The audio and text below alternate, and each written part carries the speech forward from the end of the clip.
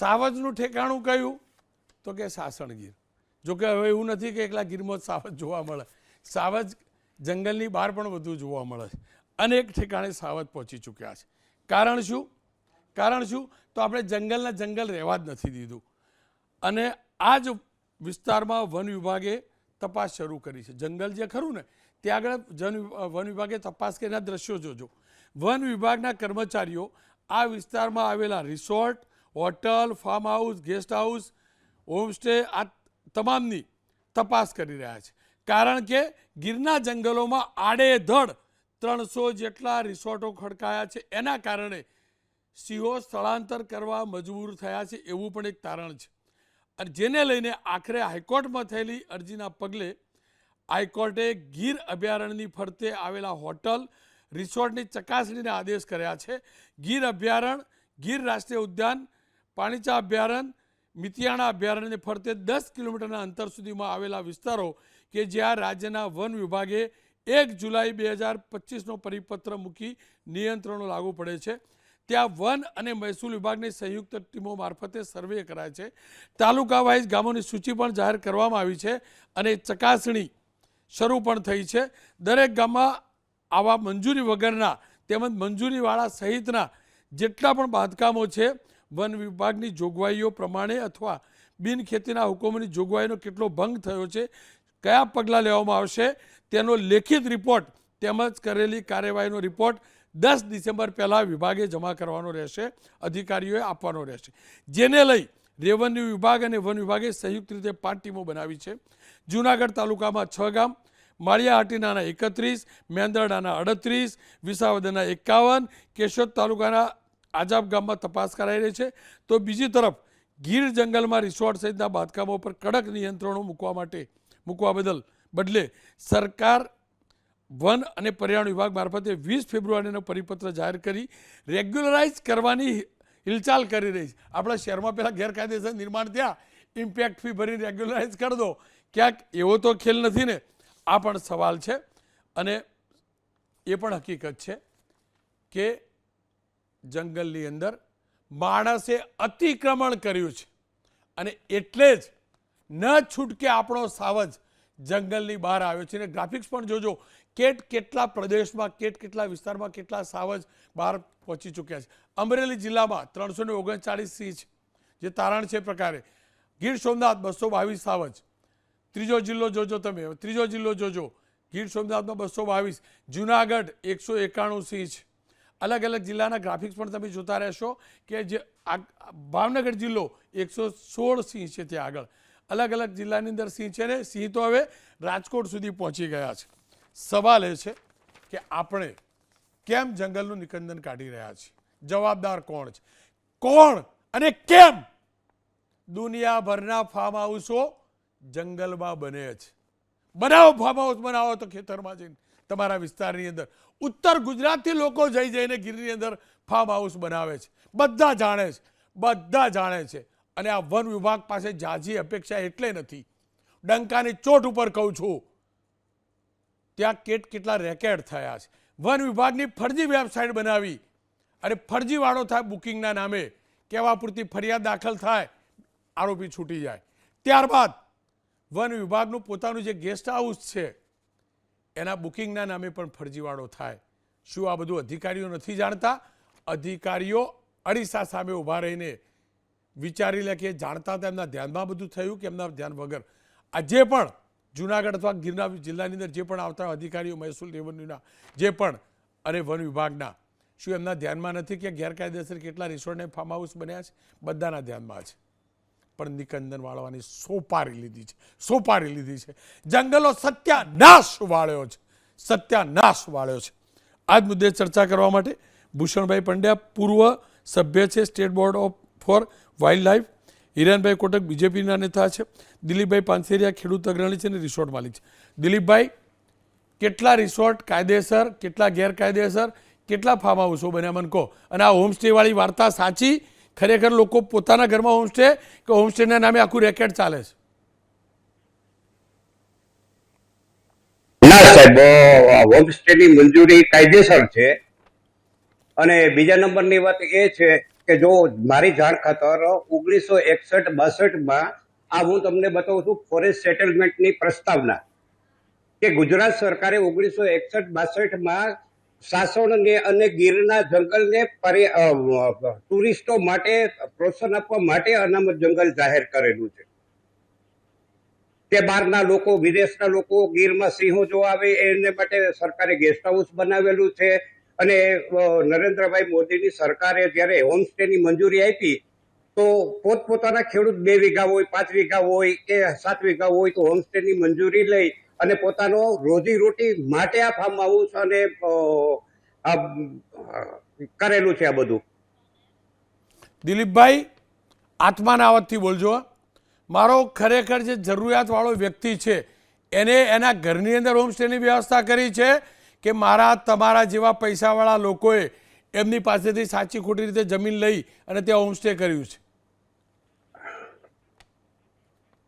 ના એવું એક પણ કિસ્સો નથી. હોમસ્ટેની મંજૂરી લઈ હોમસ્ટેની એવી જવાબદારી છે જેટલું તમે બાંધકામ કરો એટલી જ એ લોકો બાંધકામ કર્યા પછી મંજૂરી આપે છે અને વન વિભાગ પાછી રિન્યુ નથી કરી દેતા. આ ખેડૂતોની રોજીરોટીનો પ્રશ્ન છે. નહીં, ખેડૂતોને રોજીરોટી મળવી જોઈએ. એવું નથી કે ભાઈ આપણે હું ફરીથી કહું છું, ખેડૂતોને રોજીરોટી મળવી જોઈએ. એક તો પણ ખેડૂતને જ મળે છે કે મારા જેવો ત્યાં હોમસ્ટેના નામે ફાર્મ બનાવીને રહે? નહીં. હવે હું રોનકભાઈ એવું કહું છું કે ભાઈ સાસણ જયારે ફરવાનું સ્થળ બન્યું ત્યારે અહીંયા તાજ હોટલ છે જ અત્યારે 1962-63 તાજ હોટલ છે. હું ના નથી, નાના માણસોને જ આ તકલીફ છે. મોટા માણસોને નાના માણસોને જ તકલીફ છે. મોટા માણસોને તો બધી મંજૂરીઓ વન વિભાગ આપે જ છે. કેવી રીતે આપે છે મને કહી દો. કેવી રીતે આપે છે?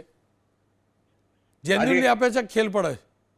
બસ એમને ધારો કે હું ખેલ પાડીને મંજૂરી તો લઈ આવે છે. ધારો કે હું એક્ઝામ્પલ એક તમને આપું છું રોનકભાઈ કે ગીરમાંથી સિંહો શા કારણે બહાર વયા ગયા છે એ હું તમને એવું કહું છું. 1975 ચરિયાણની મનાઈ ફરમાવી, ગીરનું જંગલમાંથી ચરિયાણની મનાઈ ફરમાવી એટલે સિંહોને અને ગીધોને ખોરાક ન મળવાને કારણે ભાવનગર, રાજકોટ, પોરબંદર સિંહોને પલાયન થઈ ગયા છે.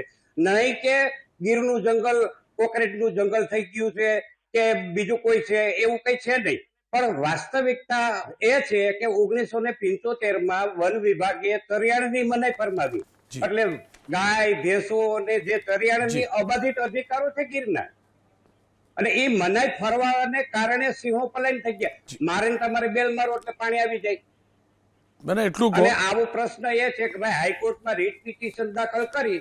જી આપ ભૂષણભાઈ મને એટલું કહો અને એકદમ પ્રમાણિકતાથી કે હું તો જાણું જ છું, માફ કરજો દિલીપભાઈ, હું તો જાણું જ છું, હું ઘણાને ઓળખું છું. ફાર્મ હાઉસો બનાવેલા છે ત્યાં. ફાર્મ હાઉસો કેમ બનાવે હું પણ જાણું છું. રિસોર્ટમાં તો ચલો વેપાર થાય, ફાર્મ હાઉસનો શોખ કેમ? જંગલમાં કેમ શોખ? અને કોણ આપે આ બધી મંજૂરીઓ? વન વિભાગ જ આપે છે. એટલે સાચી આપે છે પેલો વહીવટ ચાલે છે? વહીવટ થઈને તો સમજો ને કે વહીવટ કરીને જ આપે છે. એકદમ કોઈ સીધી રીતે મંજૂરી આપતું જ નથી. કેટલો વહીવટ હોય, કેવી રીતનો હોય કહી દો ને. હવે હું એમ કહું છું, હવે હું તમને એમ કહું છું કે ભાઈ આ એમ કે છે હાઈકોર્ટમાં રીટ પિટિશન દાખલ કરી તો ગીરના ખેડૂતો એટલા સક્ષમ નથી કે હાઈકોર્ટમાં જઈને સુપ્રીમ કોર્ટમાં જાય. ખેડૂતો એટલા બધા સક્ષમ નથી. ખાવાના ફાંકા હોય, દાઢી કરવાના હાંધા હોય. હવે હું તમને એમ કહું છું કે હાઈકોર્ટમાં રીટ પિટિશન દાખલ કરી તો એ લોકોને પૈસા કોને આપ્યા? ખેડૂતો પાસે તો છે નહીં. તો એની સામે પ્રતિકાર કરવા માટે હાઈકોર્ટમાં જવું કઈ રીતે, સુપ્રીમ કોર્ટમાં કઈ રીતે જવું? ખેર હવે ધારો કે એ લોકો સિટીમાં રહેતા હોય, એના ફ્લેટમાં ક્યાંય વાછટ આવતી હોય તો એને પતરા નાખ્યા હોય તો એ બિનકાયદેસર નથી. તો કબૂતરા ન આવે તો એ જાળી નાખી હોય તો એ બિનકાયદેસર નથી. પણ આ ગીરની રોજીરોટી હાલે છે 3 જિલ્લાઓમાં. દિલીપભાઈ એની હદે મને વાંધો છે. રોજીરોટીનો પ્રશ્ન છે. દિલીપભાઈ ગરીબ મારા ખેડૂતની રોજીરોટી હોય ને ત્યાં સુધી બરાબર, પણ મારા જેવો ખેડૂતના નામે ખેલ કરતો હોય ને તો એ ના જ ચાલે. અને હું જે સમજુ છું ને આ જ ચાલે છે, આ જ ચાલે. રોનકભાઈ હું એવું નથી કેતો એવા 5% નીકળે ખરા. હું એવું નથી કેતો, હું સિદ્ધાંતવાદીની વાત નથી કરતો. એવા 5% હોય તો એમાં અમારો કોઈ દોષ નથી. ખેર મારી સાથે ભૂષણભાઈ પંડ્યા જોડાય છે. આપ જોડાયા રહેજો. ભૂષણભાઈ જોડાયેલા છે, એમની સાથેનો મેં સંવાદ કર્યો છે, એ જોઈ લઈએ. ભૂષણભાઈ, આ હાઈકોર્ટમાં રિપોર્ટ ફાઇલ કરવા માટે જંગલની અંદર, ગીરના જંગલમાં અધિકૃત રિસોર્ટ કેટલા, અનધિકૃત કેટલા, આ બધાનું સર્વે તો શરૂ થયું, પણ તમને લાગે છે કે વન વિભાગની નિયત અને નીતિ ખરેખર એ જંગલની પવિત્રતા જાળવી રાખવાની છે કે માત્ર દેખાવ પૂરતું છે? આ જે સર્વે શરૂ થયો છે એ તો સારી બાબત છે, પણ આ સર્વે છે ને એ સરખી રીતે થાય, વિગતવાર થાય, અને સર્વે થયા પછી જે કાંઈ એમાં ગેરરીતિઓ બહાર આવે એની ઉપર સરખું એક્શન લેવાય એ જરૂરી છે. જો ખરેખર નિયત હોય તો એક ઈંટ પણ વન વિભાગની પરમિશન વગર લાગે ખરી? હાઈકોર્ટમાં એક પીઆઈએલ, સુઓ મોટો પીઆઈએલ ચાલે છે સિંહોના મૃત્યુ માટે, અપમૃત્યુ માટે. તો એના માટે હાઈકોર્ટના સજેશનથી 1 જુલાઈ 2015ના રોજ એક જીઆર બહાર પાડેલો સરકારે. એ જીઆર મુજબ સેન્ચુરીની પેરીફરી એટલે કે બોર્ડરથી 1 કિલોમીટરની અંદર કોઈ પણ હોટેલ કે રિસોર્ટ છે એને મંજૂરી મળી શકે નહીં. ટોટલ બેન હતું, અને એ બહુ સારો જીઆર હતો. એને હિસાબે બધા કોરિડોર જળવાઈ રહેતા હતા, જંગલનું હેબિટાટ જળવાઈ રહેતું હતું, અને ડિસ્ટર્બન્સ નહીવત થતું હતું. હમણાં 2025માં 20મી ફેબ્રુઆરીએ એ જીઆરમાં એમેન્ડમેન્ટ લઈ આવ્યા. ગુજરાતીમાં સુધારો કહે છે, ખરેખર સુધારો તો નથી, જીઆરને નબળો પડ્યો છે. એમાં જે ચીફ વાઇલ્ડલાઇફ વોર્ડનની સત્તા હતી પરમિશનની ને જંગલની બધી, એ ચીફ વાઇલ્ડલાઇફ વોર્ડનશ્રીની સત્તા એની પાસેથી લઈ અને 4 સભ્યોની એક કમિટી બનાવી. એના ચેરમેન તરીકે કલેક્ટરશ્રી હોય, મેમ્બરમાં એક ડીએફઓ હોય, એક પોલીસના અધિકારી હોય, અને એક ગામના નેતા હોય, ગ્રામ્યના. તો આ 4 સભ્યોની સમિતિને પાવર્સ આપ્યા કે તમે નક્કી કરો કે આમાં કાંઈ પરમિશન આપવી કે નહીં. તો આ 4 સભ્યોની સમિતિ તો શું નક્કી કરે? બીજું, સંપૂર્ણ સન્માન સાથે જણાવવાનું કે કલેક્ટરશ્રી છે એ સિનિયર હોય, બાકી બધા જુનિયર હોય, તો એમના નિર્ણય સામે કોઈ વાંધો લઈ શકે કે દલીલ કરી શકે કે નહીં. અને હકીકત એવી છે કે ગીરની પેરીફરીની આજુબાજુ લગભગ 300થી પણ ઘણા વધારે ઇલીગલ હોટેલ, રિસોર્ટ, હોમસ્ટે થઈ ગયા છે, અને બીજા થઈ જ રાખે છે. તો આ સમિતિ પાસે આ બધાની લાઈન લાગશે, અને ઘણા બધા જે ઇલીગલ એકમો છે એ લીગલાઇઝ થઈ જશે. તમે સન્માનની વાત કરો, હું તો સન્માનમાં માનતો જ નથી. પ્રકૃતિનું નિકંદન કરનારો ગમે એટલો મોટો અધિકારી હોય એનું સન્માન ના હોય. તમે જ કહ્યું 300થી 400, 300થી વધુ રિસોર્ટના ફાર્મ હાઉસો બની ગયા. આંખ તો બંધ હતી ને કોઈ અધિકારીની વન વિભાગને બંધ નહોતી. મારા એક ખેડૂતને ઇકો સેન્સિટિવ ઝોનના નામે દુનિયાભરની હેરાનગતિ છે. દુનિયાભરની, સેન્ચુરી આજુબાજુ નહીં, એ આખા વિસ્તારમાં. કદાચ એક ટાઈમ રિસોર્ટ માની પણ લઈએ ટુરિઝમના બહાને, પણ પેલું ફાર્મ હાઉસ તો જલસા કરવા માટે હોય ને, જલસા કરવા હોય ને. આ બધું બને કોના આશીર્વાદથી? મને કહો, કોના આશીર્વાદથી બન્યું? હું નફ્ફડ છું, તમે તાર બિંદાસ કહી દો. 2014માં હોમસ્ટે માટે એક જીઆર બહાર પાડેલો, એમાં સુધારો કરીને 2020 ડિસેમ્બરમાં નવો જીઆર બહાર પાડ્યો, એમાં એમેન્ડમેન્ટ કરીને. એમાં હોમસ્ટેની પરમિશન આપવામાં આવી. હોમસ્ટે એટલે જ્યાં કોઈ વ્યક્તિ પોતે રહેતા હોય એમાં 1 થી 6 રૂમ સુધીના ટુરિસ્ટને રહેવા માટે આપી શકે, અને એના નીતિ નિયમો મુજબ, અને એ વ્યક્તિ ત્યાં રહેતી હોવી જોઈએ. પણ આમાં બન્યું છે એવું કે એક જ જગ્યામાં વધારે પરમિશન લઈ લીધું હોય. માનો કે 10 પરમિશન એક જ જગ્યામાં લઈ લીધી, 60 રૂમ કરી દે, તો એ તો સાવ ખોટી બાબત છે. અને હોમસ્ટેના અંચળા નીચે સારા હેતુથી કરેલો, પણ એના અંચળા નીચે ખૂબ જ ઇરેગ્યુલારિટી થઈ રહી છે. અને હિરેનભાઈ કોટક જોડાય છે. હિરેનભાઈ, ભૂષણભાઈ પંડ્યા પૂર્વ સભ્ય છે state board of wild life. એમનું કહેવું છે કે હોમસ્ટેના નિયમનો દુરુપયોગ કરી 6 વાળા 10 પરમિટ લઈ 60 રૂમ તાણી બાંધવાના અતિક્રમણ નથી છે શું? આ બધું આ બધું પ્રશાસનના ધ્યાનમાં નથી? ના, બિલકુલ. એટલે ક્યાંય પણ એવો બનાવ ધ્યાનમાં આવે તો ચોક્કસપણે પ્રશાસનના ધ્યાનમાં છે. અને જ્યારથી એટલે 165થી જ્યારે સેન્ચુરી ડિક્લેર થઈ ગીરની, તો આપણે પહેલાં તો એનું છે ને આંકડાકીય માહિતી બરાબર સમજી લઈએ, જેનાથી આ હોમસ્ટેવાળા મુદ્દા સુધી પહોંચી શકાશે. દાખલા તરીકે 1412 વર્ગ કિલોમીટર એ સુરક્ષિત વિસ્તાર છે, જ્યાં આપણે એ વિસ્તાર છે ગીરનો. પરંતુ એમાંથી 259 વર્ગ કિલોમીટર માત્ર સુરક્ષિત વિસ્તાર છે. હવે હોમસ્ટેની વાત કરીએ તો એ હોમસ્ટે છે એ માત્ર ને માત્ર એના બફર ઝોનમાં એટલે કે બહારના વિસ્તારમાં છે. હવે જે વિસ્તાર વસ્તીને જે 30,000 કિલોમીટર થઈ ગયો છે એમાં આપણે મિતિયાણા, પાનિયા આ બધા વિસ્તારોને સમાવી લીધા, એટલે સેટેલાઇટ વિસ્તારો કહેવાય છે જેને ફોરેસ્ટની લેંગ્વેજમાં. હવે એ વિસ્તારોમાં આવેલા જેટલા માલધારીઓના ઘર છે, ખાસ કરીને ત્યાં નેસડામાં વસતા માલધારીઓ છે, એમને પણ રોજીરોટી મળી રહે, એમને પણ આવકનું સાધન મળી રહે, એ માટે થઈને એમને આ એક હોમસ્ટેનો પણ એક વિકલ્પ, પણ એટલા માટે કે એમને આ ઉપરાંત દાખલા તરીકે ત્યાં જે લાયન સફારી માટે કોઈ જતા હોય તેની જીપ છે એનો પણ એમાં એમને એમની જીપોનો યુઝ થાય. લાયન સફારીનો ખેલ તમને કહી દઉં, એટલે એ ચોક્કસ બીજો મુદ્દો છે, પણ આપના પહેલા પ્રશ્નનો જવાબ પૂરો કરો પછી ચોક્કસપણે આપણે એના પર જઈએ.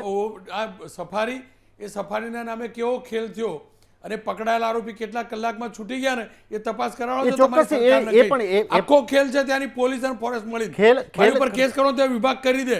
બધાય મળીને ખેલ કર્યો.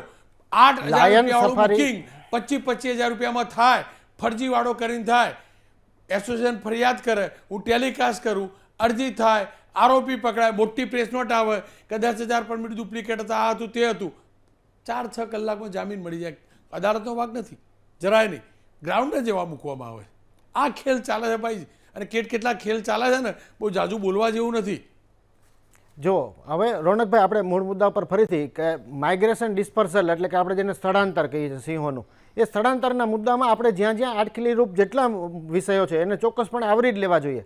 અહીંયા આપણે જ્યારે વાત કરી ત્યારે આપણે જે આબોહવાની, હવામાનની અને સિંહોની વધતી સંખ્યાની વાત કરીએ, દાખલા તરીકે 1900ની વાત કરું તો 1900ની સાલમાં 12 જ સિંહ હતા, એની જગ્યાએ 2020માં 674 સિંહ, અને ત્યાર પછી 2025નો અત્યારનો એક્ઝેક્ટ ઓફિશિયલ ફિગર કહું છું 891 સિંહ છે. હવે સિંહોની સંખ્યા વધે છે એ મુજબ એની હેબિટાટ્સની પણ સીમાઓ વધતી જાય, આ નેચરલ પ્રોસેસ છે. બીજી એક વાત છે, એ લોકોનો જે ખોરાક છે મુખ્યત્વે ગીરની અંદર એ નીલગાય, ચિત્તલ, વાઇલ્ડ બોર અને લાઇવસ્ટોક એટલે કે જે માલધારીઓના જે માલ હોય છે એનો પણ, કારણ કે એ શિકાર સ્વાભાવિક રીતે ત્યાં ઘણીવાર કરી લેતા હોય છે. પણ ફોરેસ્ટ ડિપાર્ટમેન્ટે આ વ્યવસ્થા કેવી સુંદર કરી છે એ પણ આપણે જણાવવું જરૂરી છે. જેવી આપણે હમણાં વાત કરતા મુજબ ફેન્સિંગવાળી વાત, ખાસ કરીને એ ફેન્સિંગ કરવાની વાત હોય કે એના જે કૂવાઓ છે એની પર જાળી લગાવવાની વાત હોય, એને વિના મૂલ્યે આ સહાય દરેક માલધારીઓને મળે છે. એ માલધારીઓ સુધી એને શોધીને સામેથી પહોંચાડવામાં આવે છે. હવે વરસાદની વાત કરીએ ને તો એ 600થી 1,000 મિલીમીટરનો વરસાદ ત્યાં થતો હોય છે સામાન્ય સંજોગોમાં. એ વરસાદની આબોહવાની જે પેટર્ન છે એ બદલતી જાય, એ મુજબ પણ એમાં બહુ મોટા ફેરફારો આવે છે. એના કારણે એને જે ખોરાક મળવો જોઈએ, એને જે વ્યવસ્થાઓ એની જે થતી જોઈએ, તો વધતી સંખ્યાની સાથે એ માઇગ્રેટ કરતા જાય છે. એમાં યુવા સિંહો છે એ માઇગ્રેટ કરે છે, મોટી ઉંમરના વૃદ્ધ સિંહો છે એ માઇગ્રેટ નથી કરતા. એના કારણે એ વિસ્તાર છે સતત આગળ ને આગળ વધતો જાય છે. પણ એ વધતો જાય છે એની સાથે સાથે કન્ઝર્વેશન પણ સોલિડ થતું જાય છે. હિરેનભાઈ, કન્ઝર્વેશન કેવું થાય, લાયન શો કેવા થતા હતા ને નાઇટમાં, બહુ આખું ગામ જાણતું હતું, બરાબર. તો લોકોએ એક્સપોઝ કર્યા પછી કાર્યવાહી થઈ. એટલે મહેરબાની કરીને વન વિભાગની ખોટી ફેવર ના કરશો. હું ચોખ્ખું કહું, બધાને ખબર હતી આખા ગામનો લાયન શો કેવી રીતે થાય. રોનકભાઈ સારું કામ કરે છે તો કેવું પણ જોઈએ ને. અરે પણ ખરાબ કર્યું કોણ ભાઈ? સારું કામ તો એની નોકરી છે. તો એવું કોઈ પણ બનાવ બને છે ઉપર કડક પગલાં લે, કાર્યવાહી થાય છે. ગામ બૂમાબૂમ કરે પછી તો આટલા રિસોર્ટ બની એશિયાટિક જાય. લાયનમાં કન્ઝર્વેશનની કોર્ટે કેમ બાબતમાં કહેવું ગીર પડ્યું? નંબર 1 છે. કોર્ટે કેમ કહેવું પડ્યું કેટલા ઇલીગલ છે એનું બધું કરીને લાવો? મારી જોડે પરિપત્ર છે, આખો કોર્ટનો ઓર્ડર છે, પરિપત્ર પણ છે. અંદર પરિપત્રમાં લખ્યું ગેરકાયદેસર કેટલાનું સ્ટડી કરીને લાવો. લો યુનોની કન્ઝર્વેશન કમિટી છે. હવે તમને એના પણ આંકડા આપી દઈએ. આપણે સિંહો ક્યાં છે? એશિયામાં અને આફ્રિકામાં. હવે એશિયા અને આફ્રિકા બંને વચ્ચેના તફાવત પણ જોઈ લઈએ. 7% ઉપર છે આપણું એશિયાનું કન્ઝર્વેશન. આપણે આ સ્થિતિમાં આવે છે. આ વિઝન આપણે આ સિંહની રક્ષા માટે થઈને જે પગલાઓ અત્યાર સુધી લીધા છે એના ખૂબ સારા પરિણામ આવે છે. ક્યાંક ક્યાંક ત્રુટીઓ, ક્યાંક તકલીફો, ક્યાંક કેટલાક લેભાગુ તત્વો કેટલાક એવા કામ કરતા હોય, પણ તો એને રોકવાનું કામ ખૂબ સરસ રીતે થયું છે. સમયનો અભાવ છે, હું ફરીથી કહું છું, અનેક રેકેટબાજ આ વિભાગમાં છે, રેકેટ થાય છે. એ ગીરની અંદર લાયન સફારીનું આખું ડુપ્લિકેટ સોફ્ટવેર હતું, અધિકારીઓના ધ્યાનમાં જ હોય, રાતોરાત બધું બુકિંગ થઈ જાય અને પછી ફરી પકડાયા પછી શું? આ પેલું સિંહ દર્શન માટેની જે ગેસ્ટ હાઉસ છે એનું રેકેટ નવેસરથી આવ્યું. લાયન શો થાય, આ બધા ઉપર કડક કાર્યવાહીની જરૂરી છે. એ અધિકારીઓ પર કાર્યવાહીની જરૂર છે જેમની સીધી જવાબદારી છે આ ધ્યાન રાખવાની. એ ગેરકાયદેસર કન્સ્ટ્રક્શન થયા હોય તો પણ, અને ગેરકાયદેસર સિંહ દર્શન થતું હોય તો પણ, ગેરકાયદેસર બુકિંગ થતું હોય તો પણ, અને લાયન શો થતા હોય તો પણ. ટ્રેકરો રાખીને ટ્રેક કરવામાં આવે છે. રાત્રે સિંહ કેટલા વાગે આવે છે લઈ જવામાં આવે છે. બહુ ઝાઝું પડવું નથી. આ હકીકત છે. આ હકીકત છે. સિંહની દહાડ તમારા બધાના પાપે